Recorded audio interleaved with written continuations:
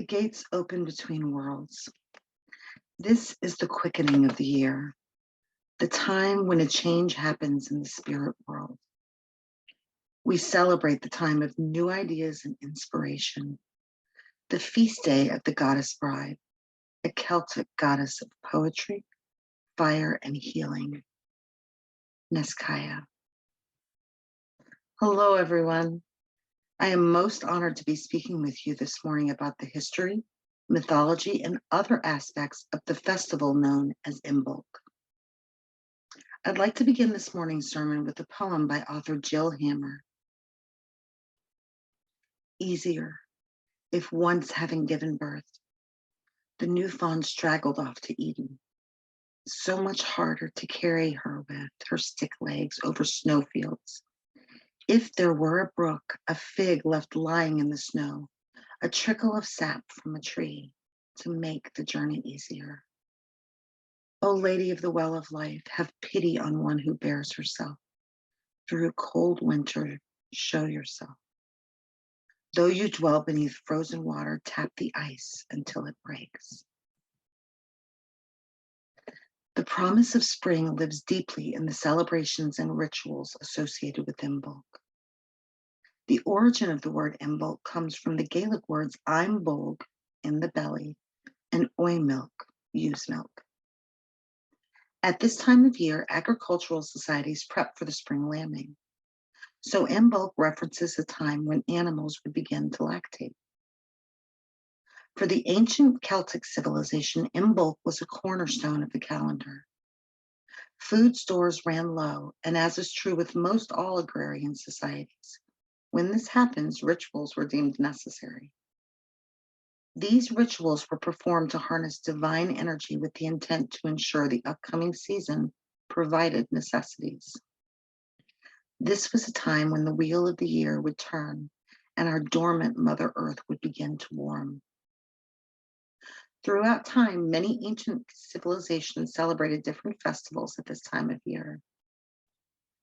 Romans marked the time between the winter solstice and spring equinox with Lupercalia, a purification ritual on February 15th that focused on the city's founding by the twins Romulus and Remus. In an article titled The History of Imbolc, author Patty Wigington explained that during Lupercalia, a goat was sacrificed and a scourge made of its hide. Thong-clad men ran through the city whacking people with bits of goat hide. Those who were struck were considered fortunate. Ancient Egyptians celebrated the Feast of Nut on February 2nd. Nut, the goddess of the sky and heavens, was recognized as a sort of mother figure to the sun god Ra. Although many different figures and/or deities can be invoked or called upon during Imbolc, a multitude of modern pagans reference the ancient Celtic celebrations when observing. The festival, originating during the Middle Ages in Ireland, came about because during this time of year the days began to grow longer. The embers of the Yule log had long since gone out, so pagans began to look towards the spring. Whilst many of our sisters and brothers across the globe are still nestled in the winter's cold, the season's perpetual change continually moves forward. While Yule leans towards reflection and letting go of that which no longer serves, Imbolc leans towards new beginnings and growth and is essentially the first of 3 neo-pagan spring celebrations. Imbolc occurs 6 weeks after Yule and 6 weeks before the spring equinox herself. When the blanket of snow has melted, but spring has yet to burst forth from Mother Earth. Modern pagans use this time to focus on beginnings, setting in motion ideas that they have been sitting upon, planting the seeds, if you will.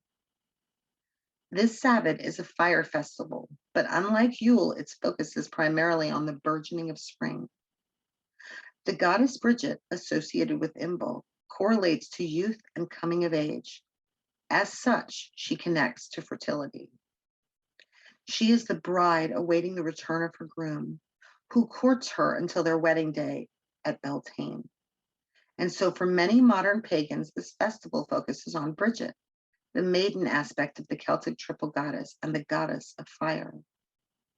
She is the daughter of the oldest god in the Celtic pantheon, the Tuatha De Danann. Although the Tuatha De live in the underworld, it is said that they would interact with humans and are closely associated with burial chambers strewn throughout the countryside. Such chambers are called passage tombs and are covered with either stone or earth.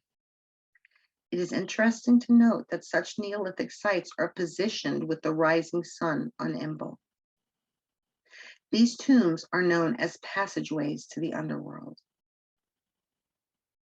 Bridget is recognized as the goddess of fire, imagination, unity, healing, and fertility. As a goddess of fire, Bridget is known to bless additional skills that utilize the elements, such as those of a blacksmith. She is also the patroness of priests, healers, hearth, poets, inspiration, craftsmanship, smiths, and midwifery. She has a lot on her plate. As a goddess of fire, she rules both the fire of the hearth as well as the sort of fire of creativity. It is no wonder that many practitioners honor this deity during Imbolc with poetry, prose, paintings, sculpture, and original musical creations. The following is an example of a traditional Wiccan poem of Bridget. Bridget, they name me, and the 3 gifts of fire I bring. First, the flame of inspiration, frenzy of poet and anguish of artist, and passion of lover for union with the beloved. Second, the fierce fire of the smithcraft, through whose testing all must pass. And third, the most precious of all, which eases the second's pain, the undying warmth of healing, and the last and greatest gift of the ever-returning sun. Celtic belief systems revere Bridget as the maiden aspect of a figure called the triple goddess. In modern pagan belief systems, many reference this set of figures in their rituals. She, or they, are a deity archetype that is observed as a trinity. 3 distinct but equal figures, the maiden, the mother, and the crone, each with aspects that distinguish them as individuals, yet united as one. I like to think of the triple goddess as the phases of a woman's life.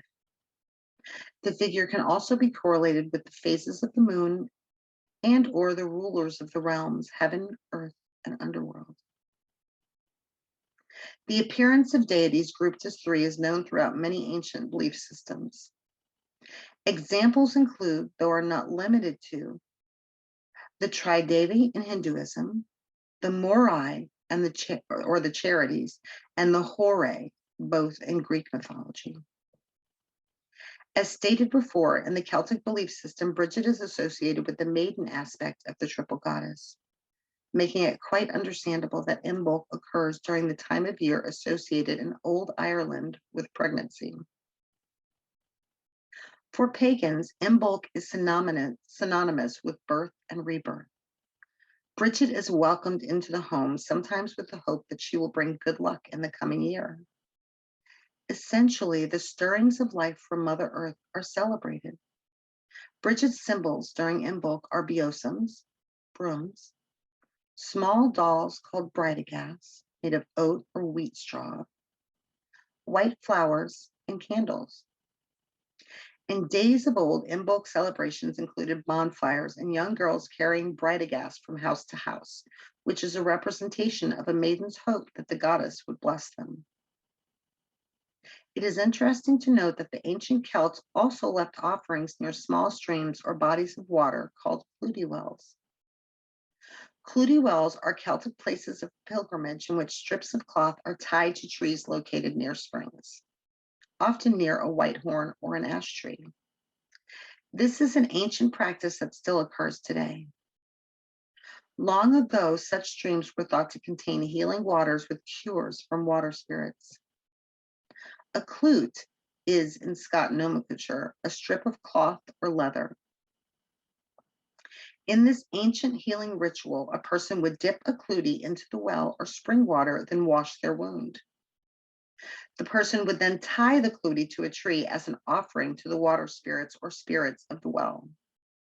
It is no wonder that Bridget is connected to such healing rituals, as she is the goddess of healing herself. As a representation of the beginning path of spring's rebirth, or the very epitome of the inner dawn that is yet to burst forth, Bridget's connection to all aspects of Imbolc is quite clear. Although the goddess Bridget is still revered by pagans the world over, in the 5th century, Bridget's role was altered by what most believe is best called syncretism. Syncretism is defined as the combining of beliefs from one or more spiritual or religious belief systems. It is the merging of belief systems to assert unity. Some people believe it is an amalgamation that allows differing faiths to interact. When this happened in ancient Celtic society, the goddess Bridget became Saint Bridget after a Christian abbess. She was based on a woman who founded a monastery in Kildare. Mythology says that she set up the church and monastery on Bride's Mound, a site known both by legend and in folklore. Author Amelia Rowan describes Bride's Mound as an unassuming hill, once hailed as the western gateway to Avalon, the ancient entrance to the sacred islands. She went on to write that some say it has been a sacred site since Neolithic times, and is one of the seven sacred sites of Avalon, forming a gateway between worlds. It certainly forms a bridge between legendary worlds with stories of Bridget, the Celtic goddess, the abbess or Christian saint, as well as including King Arthur, Morgan Le Fay, and the Druids of the legendary Holy Grail, all weaving their way through the landscape. Festivals still occur today celebrating the goddess Bridget, as well as Saint Bridget, the abbess seminal in Irish legend. The Christian belief system raises up a figure that was already known for healing the sick and feeding the poor. The two figures share many traits, including their use of fire. In days of old, priestesses used to light and tend fires on the hills of Kildare, honoring the goddess Bridget. When the monastery and church were founded by the abbess, she continued the work of keeping the fires lit, with the beliefs that they represented the light of Christianity finding its way to the shores of Ireland.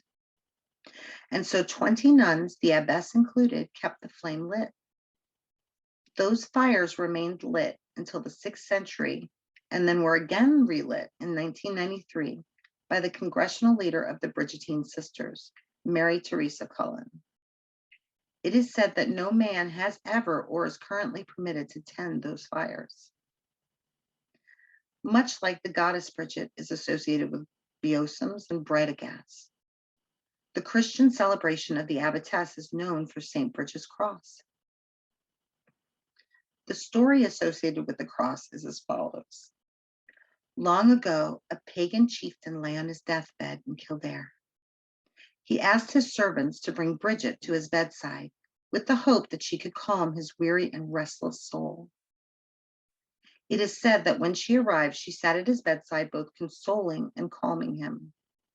It is there that she picked up rushes from the floor and began weaving the distinct pattern of cross.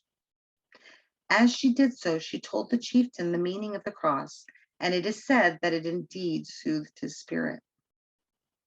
Some say that touched by her words, he asked to be baptized just before passing away. Thus, we have one of the most religiously historical archetypes from the age, Bridget's cross. The cross is generally made of rushes, or more rarely made of straw. Each February 1st, they are made and often sprinkled with holy water. They are believed to keep fire, hunger, and evil from the home.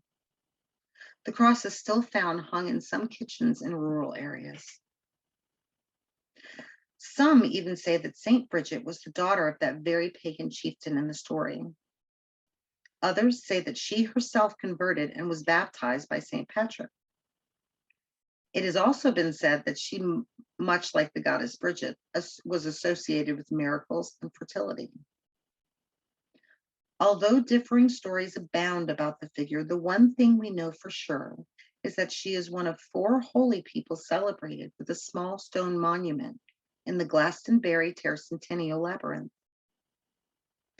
Ultimately, the similarities between the 2 mythological figures are not that surprising when one thinks about the amalgamation of the 2 different spiritual belief systems. But I digress. Let's get back to the topic at hand. The goddess Bridget is a central figure in the Imbolc celebration. In modernity, pagans do much of the same things as were done in days of old. For example, in Wicca, a guide for the solitary practitioner, author Scott Cunningham writes that it's traditional to light a candle in every room in the home or to light every lamp in the house just after sunset to honor the sun's rebirth. Imbolc is similar to many Celtic civilization celebrations which center around the lighting of fires. In this case, much like Yule, such blazes are set to celebrate the lengthening of daylight in the coming months. Fires are also lit to celebrate the goddess of fire herself. Modern pagans use this time to write, divine, set goals, and do just about anything related to fresh starts and new growth. It is a time to create. Winter stands behind us, and as the wheel turns, spring burgeons. I'd like to end this morning's sermon as I began it, with a poem. This piece is by author Caroline Miller. I am the dream of awakening. I am the returning of light. I am the tough green shoot pushing up through the paved stones. I am the first kiss of sunlight on the unfurling petals of a snowdrop. I am the wind which whispers the gentle pull of home to the migratory bird. I am the drop of ice melting on the mountainside with its great dream of the ocean. I am the sap rising in the blossom of a tree just before it reveals its sticky buds to the sky. I am the riotous celebration humming away beneath the earth's mantle of frozen sleep. I am the rousing of the bee from its winter slumber and the soft pad of the mother wolf's paw on the snow as she prepares to birth her pups. I am home, potential, rebirth, and promise. I am the kindling breath which transforms the flicker of inspiration in your creative core into a blazing torch. Give me the silent crescent moon rising over the sea, and I will build you a bridge of silver light so you can walk up and lie in it. Give me the frost-hardened wilderness, and I will breathe radiant green life over it. Give me the healer, the writer, the craftsperson, and the storyteller, and I will replenish her essence and make her new again. I am Bridget, Bast, Inanna, and Hestia. I am the fierce protectress of the sacred fire. Tonight, I bestow my gifts of power and courage at the hearth of your soul. Power to step out of the shadows of self-doubt and negativity which have held you in darkness for too long. Power to shed all which no longer serves you, and the courage to clear your heart and mind for the dawn that awaits you. I am the time to honor your unique gifts for their true worth and to protect and nurture your creative self as you would a child. I am the deep longing of the spirit which refuses to be consumed by a narrative of fear and chooses instead to place itself vivaciously on the side of love.